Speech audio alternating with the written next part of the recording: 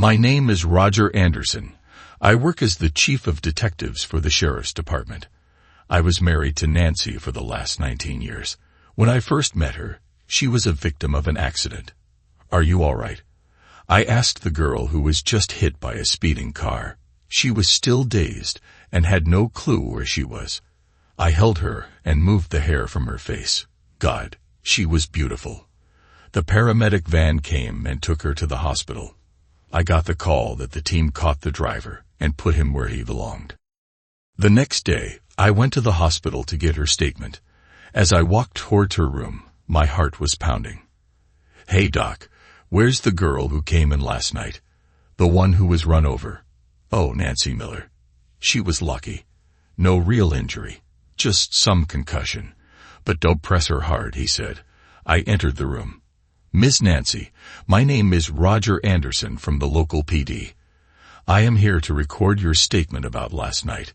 She narrated the incident, and I kept jotting down notes. After I was done, I walked out thanking her. As I walked out, my heart was pumping like a V8 engine. God, I think I am in love with her.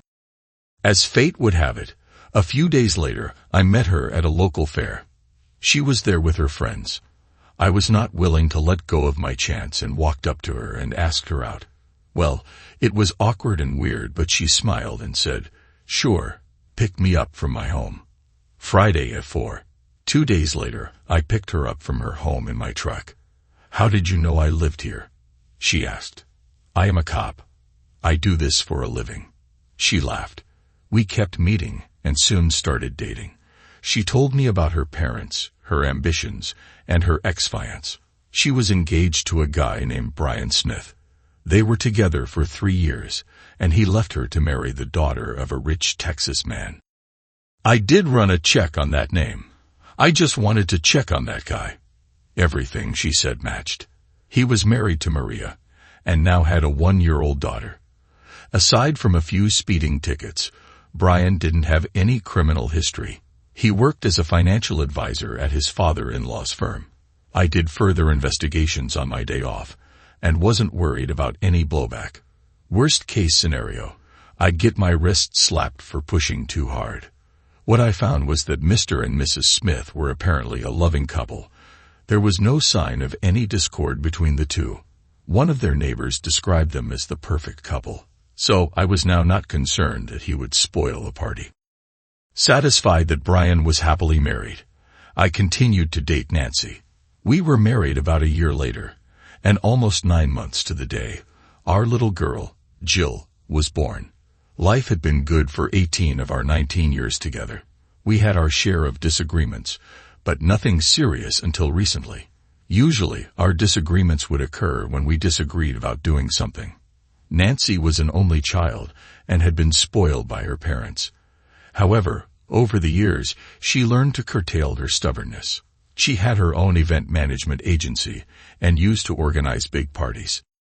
When our daughter was born, Jill became my little princess.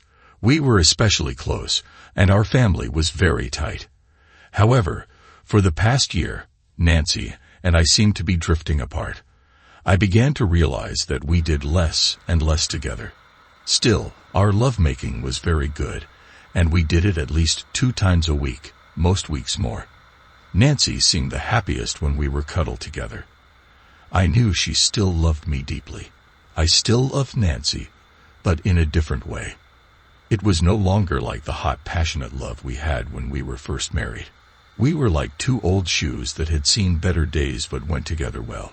Still, I did love my wife deeply, and I especially loved the life we had built. It was when Jill finished high school, Nancy's change seemed to accelerate. She seemed to be at loose ends, and the closer it got to when Jill would leave for college, the more uneasy Nancy became. I was now the chief of detectives for the sheriff's department, and I had 32 detectives under me. Since this wasn't a high-crime county, the job wasn't too stressful. It did have its moments, but usually, it was 9 to 5 for me. A month after Jill left, Nancy took me to a party at her friend's place. I had been at their place before, but this time, it was a big shocker for me. Nancy introduced me to Brian, her ex-fiance.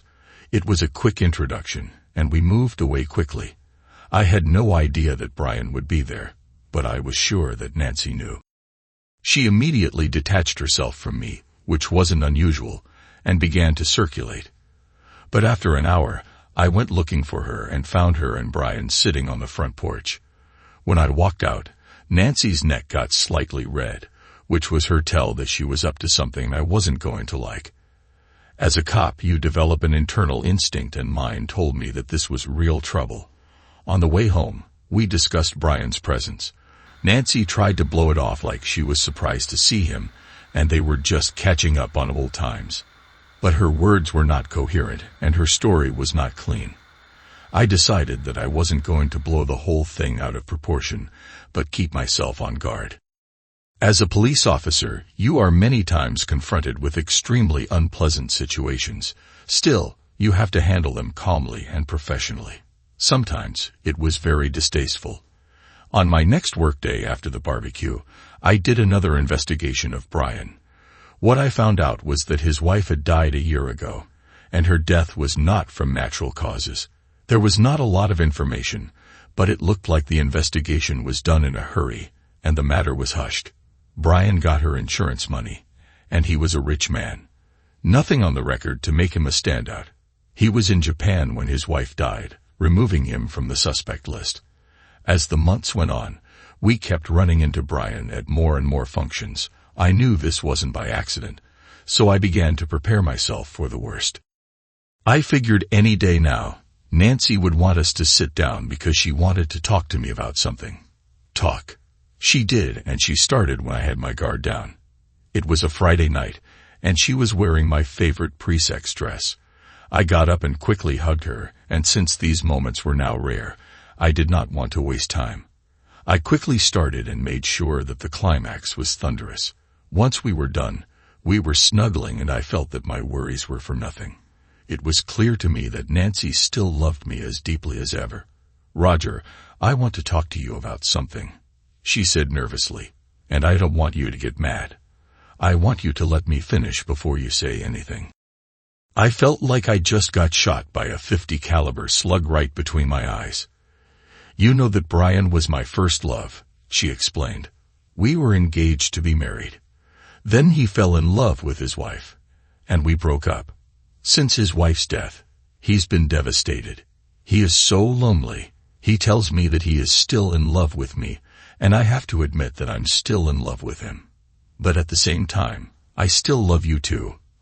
I didn't say a word, and I was struggling to control my breathing and remain calm. This gave Nancy renewed courage because she smiled and continued, "I want to still be your wife, but I want to be with Brian also. Brian and I discussed it, and we think it would be fair that I stay with you for a week, and with him for a week." I slid out of bed, got dressed, and drove off without saying a word.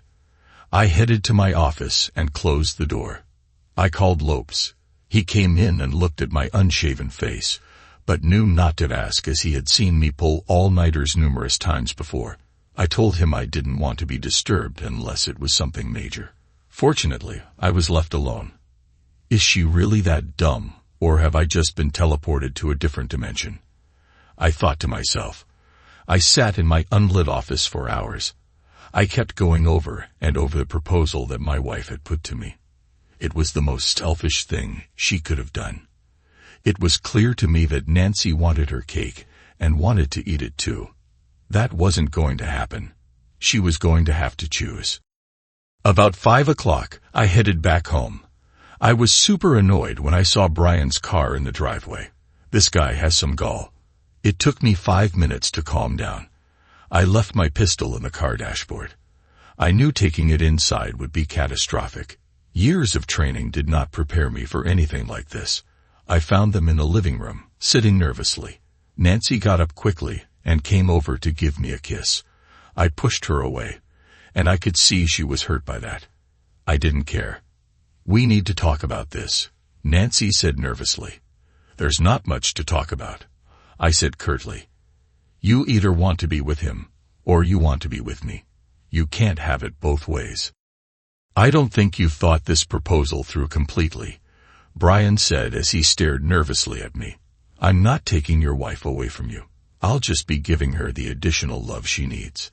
Yes, we'll be sharing her, but she will never miss any of her wifely obligations. Now the inner rage was almost to a boiling point.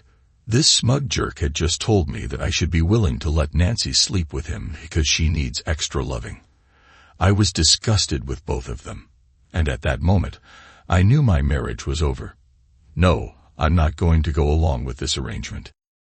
Roger, Nancy said with a look that told me she was now upset with me. This is going to happen. The question is whether you are going to be part of it or not. Get lost and take this man out of my house, I said. Nancy burst into tears. Roger, please let me have this. I've been a faithful wife all these years. Brian was my first love, but I don't want to lose you. I love you so much, but I love Brian as well. I snorted and looked at Brian. Tell me, Brian, if your deceased wife came to you with a proposal like this, would you have allowed it? If it would have made my wife happy, I would have gladly agreed to it, he smiled. And what about you, Nancy? If I came home with a former girlfriend and told you I wanted you to share me with her, how would you feel about that?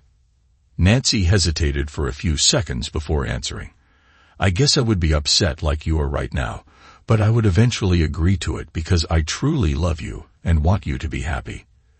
Well, I still have my balls in my brain. I will be contacting a lawyer in the morning to arrange for a divorce. I think the split of the assets should be pretty straightforward. The house only has a small mortgage. Once that's paid off, we'll split the proceeds. Our investments, savings, and checking accounts will be split. Jill's college fund will remain intact. There will be no alimony since you'll be living with that fool sitting there. Now, both of you, please leave. Nancy was crying hard now as Brian took her arm. When she got to the door, Nancy turned back to me and said, "The door is always open, Roger. If you change your mind, I do love you deeply. I do want you in my life." I walked up to the door and slammed it hard. Then I went to the den and started making a list of the things I needed to do. I knew exactly which attorney I'd retain. His name was Dustin Brown. He had a reputation for being a real shark in divorce proceedings. Usually, he represented the wives, and the poor husbands never knew what hit them. Over the years, we have crossed paths. I had helped him numerous times when I didn't have to. I did it because I knew the scum he was trying to stick it to. They deserve to get screwed as much as possible. The next thing on my list was our assets. I listed the house on an online portal. I had to transfer half of all our money to my accounts. I made a few calls to cancel the credit cards and apply for a new one in my name only. After reviewing my list, I realized there was one crucial task I hadn't addressed yet: calling Jill and informing her of what was happening. The mere thought of having to reveal to my little girl the truth about her mother's actions tore at my heartstrings.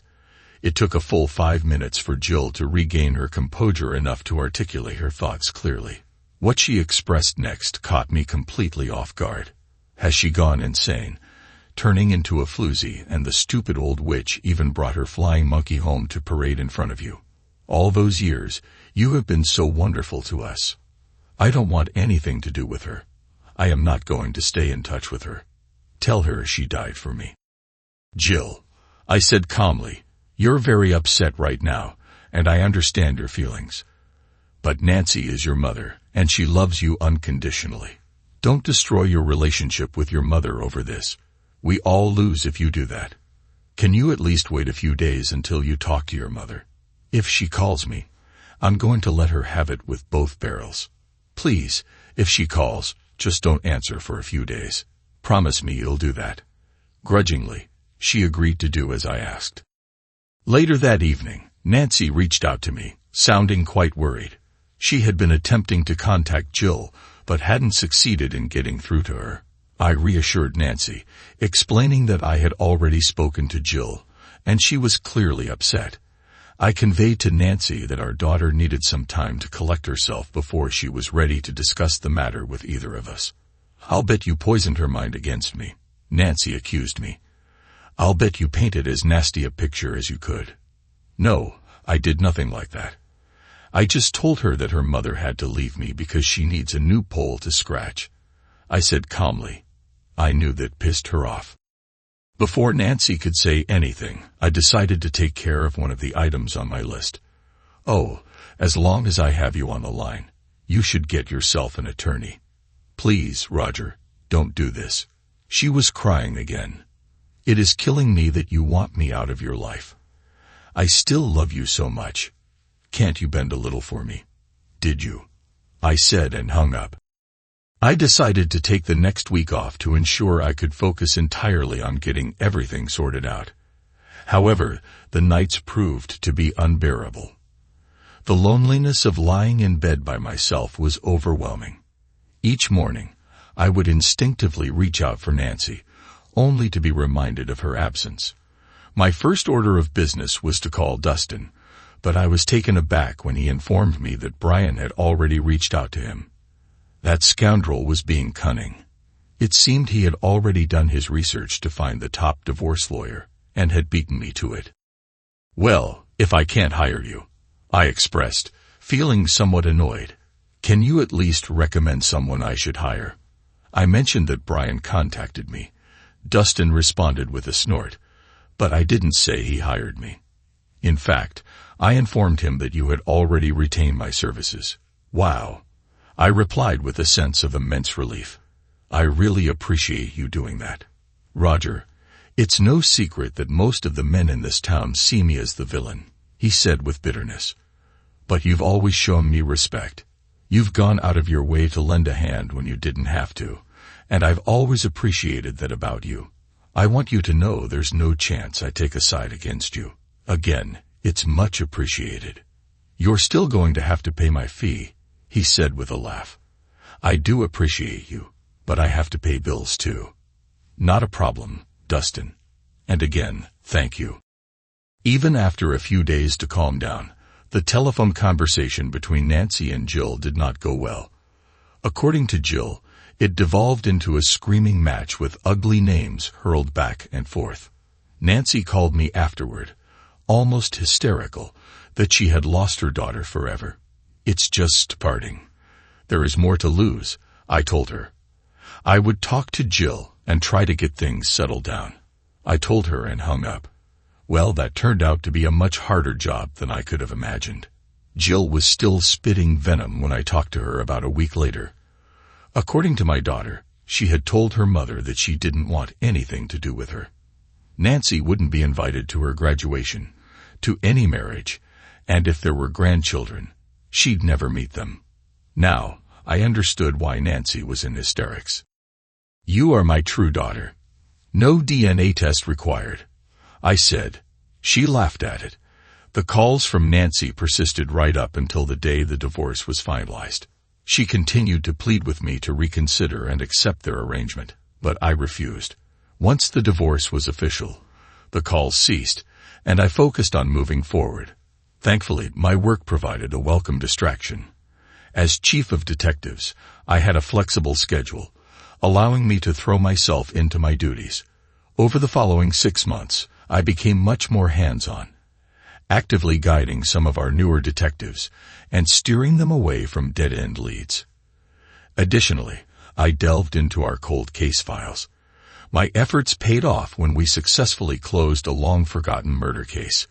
It turned out the ex-boyfriend was the culprit all along, and the evidence had been there but overlooked. For this achievement, I received a commendation and a well-deserved pay raise. After my divorce, Nancy swiftly remarried Brian, prompting their desire to purchase my share of the house. The mere thought of Brian living in my former home repulsed me. When Brian threatened legal action to force the sale, I stood my ground, unfazed. With the support of local appraisers, I managed to inflate the property's value significantly. Despite the inflated prices, Brian proceeded with the purchase. Though initially irked by his audacity, I eventually saw the silver lining. The sale yielded far more profit than I had ever imagined. The divorce proceedings turned out better than I had anticipated, and I owe much of that to Dustin. His meticulous questioning unearthed crucial information that worked in my favor. It was revealed that the down payment for our house originated from an inheritance from my grandfather, making it exempt from being considered community property. Consequently, I received approximately 75% of the proceeds from the sale. With that sum, I made the decision to purchase a condo outright, located conveniently close to my workplace. One night, approximately 8 months after Brian and Nancy tied the knot, I found myself dining alone in a restaurant. To my surprise, I spotted Nancy as she approached my table and took a seat. Though taken aback by her presence, I resolved not to engage in hostility. Glancing around, I noticed Brian seated at a table across the room, perusing a menu. "How are you doing, Roger?" Nancy said softly. "I'm managing," I replied with a fake smile. "And you?" "I still miss you every single day," she confessed, placing her hand atop mine. "I still love you deeply. If you could ever find it in your heart to accept Brian, I'd do anything to be with you again." Initially, I entertained the notion of pulling my hand away and dismissing her plea, but then an idea dawned on me. It was a plan I'd need to discuss with Jill first, but it presented an opportunity to get back at Brian. That jerk. "I miss you too, Nancy," I admitted sincerely. "Waking up without you has been tough, but you're a married woman now. Speaking of which, I think your husband is looking for you." Nancy glanced over at Brian, who wore a puzzled expression. She nodded at him and rose from her seat. "Just remember, I still love you," she said before walking off to join her husband. God, I never knew this woman has no brain. I called Jill that evening and laid out my plan. Initially, she was horrified, expressing her disbelief. However, as I explained the reasoning behind my idea, her tone shifted, and soon giggles erupted from her end of the line. "That's just perfect, Dad," Jill exclaimed between fits of laughter. "You absolutely should go for it." The following day, armed with my daughter's blessing, I placed the call to Nancy. I expressed my desire to have a discussion with her and Brian, and she eagerly agreed, arranging for us to meet at our former home that evening at 7.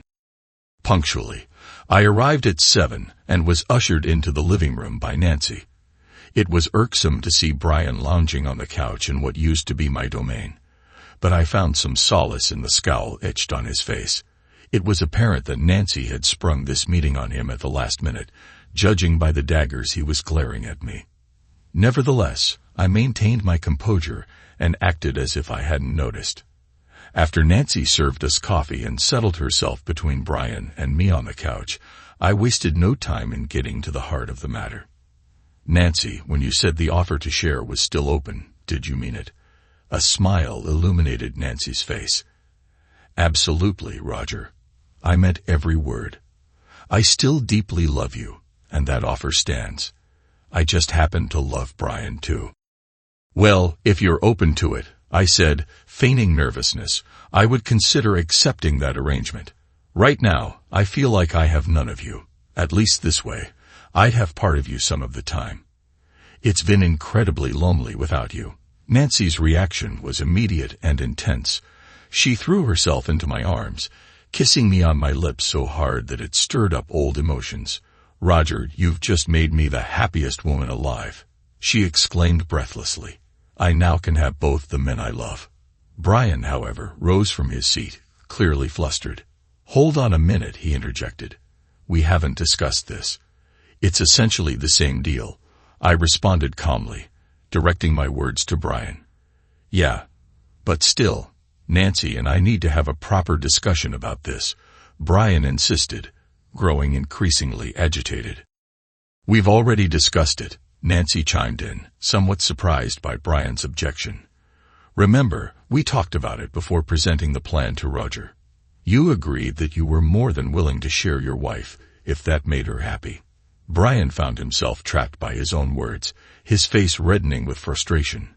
Despite the setback, he persisted, saying, "I still think we need to have a more thorough discussion about this." As tempting as it was to point out Brian's hypocrisy, I chose to refrain and let Nancy and Brian have their own discussion without my presence. "Well, I'll leave you two to sort things out. I said before making my exit. "I'll await your decision, Nancy." I then proceeded to kiss her again on the lips, and this time made it French. Through the corner of my eye, I could see Brian fuming. Sitting alone in my car, I couldn't contain my laughter. I had successfully flipped the script on that jerk. Now it was Brian who was left squirming uncomfortably. Oh, how I wished I could hear their discussion that night. The tables had indeed turned, and it was a satisfying feeling. The next day, I received a call from Nancy, who informed me that Brian had been quite upset initially. However, when she called him out for being hypocritical and said she would leave if he did not agree, he relented. They agreed to a schedule where Nancy would spend 1 week with me and 1 week with Brian. Of course, Brian insisted that none of this could proceed until I underwent STD testing. I could not believe that this could actually work. Are they that dumb? I consented to the test on the condition that both Nancy and Brian also get tested. While Nancy had no objections, Brian was clearly displeased. As it turned out, the results came back clean for all of us. Next week, I went to meet them. Brian was there when I drove into his driveway. I went in and kissed Nancy. I asked her to get me some water. As she went to get water, "Hey Brian, I am going to screw your wife." And in my best Ric Flair tone said, "All night long." He was fuming, and he really wanted to hit me. I was counting on that. Put your hands on a cop and I'll put you in your place. Nancy got me a bottle, and now Brian looked pissed. Whatever anger was boiling inside him, he kept it bottled up. He made a point of kissing Nancy passionately in front of me. I just gave Nancy a peck on the cheek. I turned to Brian and said, "Thanks for bending over, Brian," and left. I guess he got what I meant. The very next day, I was out checking on 3 of my detective teams working different crime scenes. I was on my way to the second scene when a call came over the radio about a disturbance at Kitty Cat Bar. Since I was only a block away, I decided to check it out. When I got there, I discovered there had been a disturbance with a drunk patron. I was surprised to find out that the person drunk was Brian. I decided to handle this problem myself. After dismissing the 2 officers, telling them I'd handle the call, I turned to Brian. "Come on, Brian," I said, taking his arm. "I'm going to take you home." "I don't need your help," he yelled. "Brian, your choice is either I take you home or to jail. What do you want?" He decided to accept the ride home. Neither of us said a word all the way to my old house. When he got out of my car, all he said was, "F you." As I dropped him home, I walked to him and said, "Don't waste time. You have 6 days left before I come and take your wife." By the 4th day, Brian was getting less and less thrilled with the arrangement. He and Nancy were arguing more and more about it. He wanted the whole thing to stop, but Nancy couldn't see why. Finally, when I went to pick up Nancy for my week, things seemed to have boiled over. Brian and Nancy were yelling at each other in the front yard. I decided to try to calm them down. "I suggest you both calm down before this escalates," I interjected calmly, maintaining a smirk. "Otherwise, someone might end up calling the authorities." "Screw you," Brian shot back with a glare, redirecting his attention to Nancy.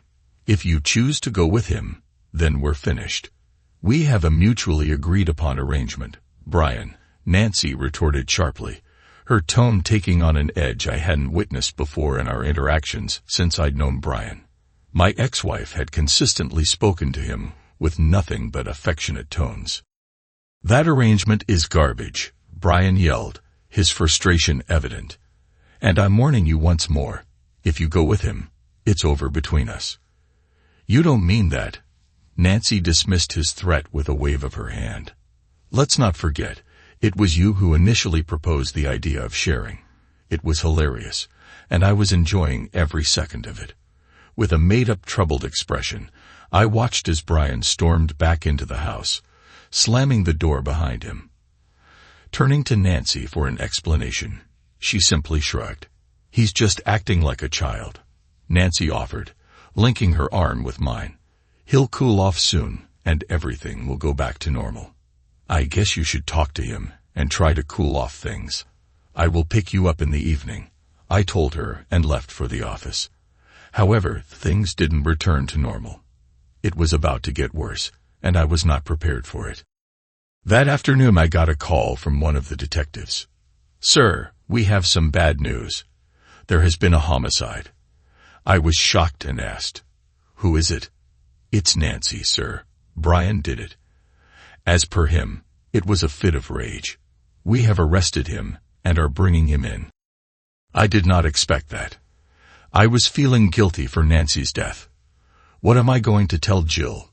She will hate me for my actions. They got him in, but did not allow me near him. The team was aware of my history with Brian and asked me to be away from him. I reluctantly agreed and went back to my office. I called Jill and told her what had happened. As expected, she did not blame me but did not say much. She just heard me and said, "I need some time, Dad. I'll call when I am fine."